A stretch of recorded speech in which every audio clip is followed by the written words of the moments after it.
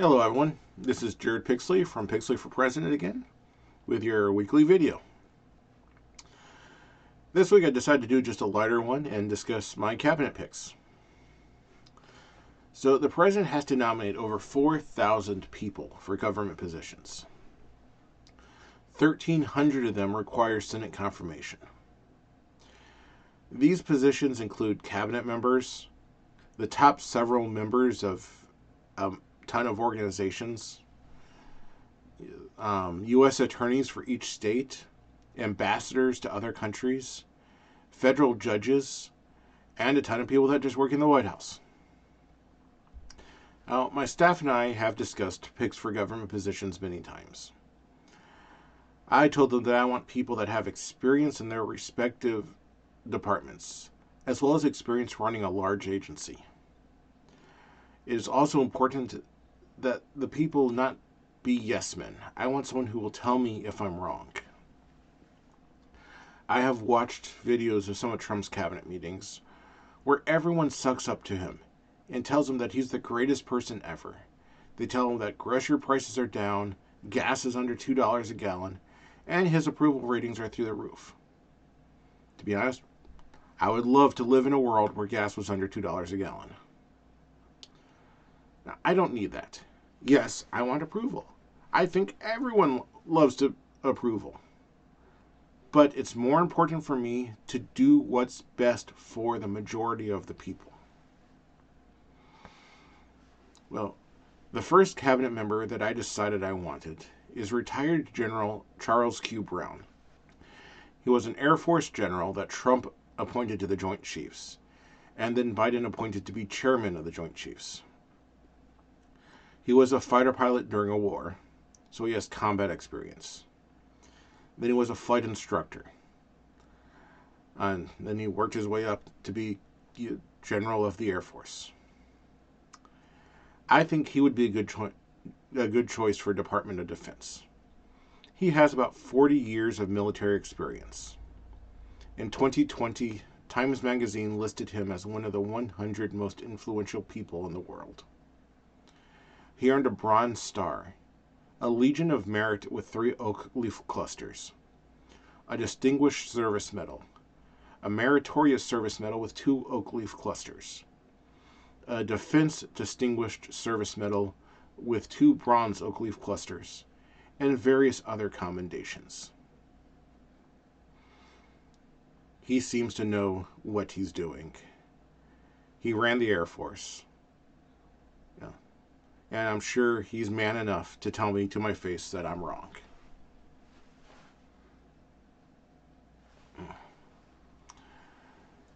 Now, the Department of State was a more difficult choice. My staff and I have gone through several names for that. Our current choice is Liz Cheney. She used to work in the State Department, so she has experience. She also has plenty of government experience. She also worked in Congress. As a U.S. Senator, she had a sizable staff, so she has administrative experience. During Trump's impeachment, she voted her conscience instead of following the party line, so she has some morals. And for that, the Republicans kicked her out. Now, the Attorney General was another easy pick. Danielle Renee Sassoon jumped out to me as I watched the news. She was a U.S. attorney in New York and resigned her position when forced into an unethical situation. She worked in the Department of Justice and has morals. She was in a rather high position, so she should be able to run a large organization. As an attorney, she seems to know the law better than some of the attorneys working in the current administration. Now, I do not have picks for Secretary of Education or for Secretary of Health and Human Services. For the Secretary of Education, I want someone that has worked in education. I would like someone that has worked as a teacher, then a principal, and then as a superintendent, so that they know the different levels in the system. They can help me improve the educational system to better educate our children. For the Secretary of Health and Human Services, I want a doctor and someone that understands how their policies affect the population. RFK Jr.'s reaction to the measles outbreak has done little to improve the situation. His anti-vaxxer policies will make it worse in the long term. He stated that you don't need immunizations, you just need more vitamin A. This has led to children in Texas being hospitalized for measles and vitamin A toxicity. Countless doctors have complained that his policies lack any scientific backing, and he fired the doctors that determine what versions of the flu to include in the flu shots each year. We need someone who is willing to follow the science, not someone who eats roadkill in this position. For the Director of National Intelligence, I'm considering retired General Timothy D. Howe. He is another retired Air Force general, and he served as commander of the U.S. Cyber Command, the director of the NSA, and the chief of Central Security Service. Based on that, he sounds rather qualified.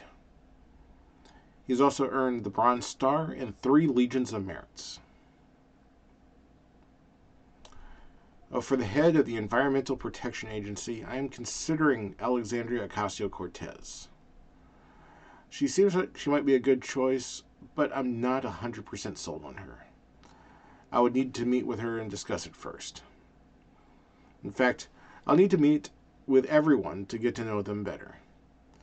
While I have been looking for people that are competent, I also need people that I know I can work with.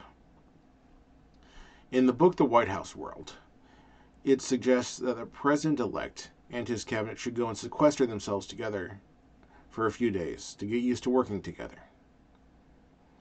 Now, I don't know if they still do that. The book was written a few presidents ago, but it does sound like a good idea.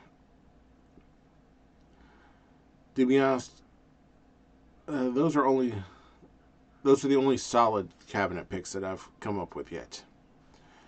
My staff and I have tossed around a few names for other positions, but have not pinned anyone else down.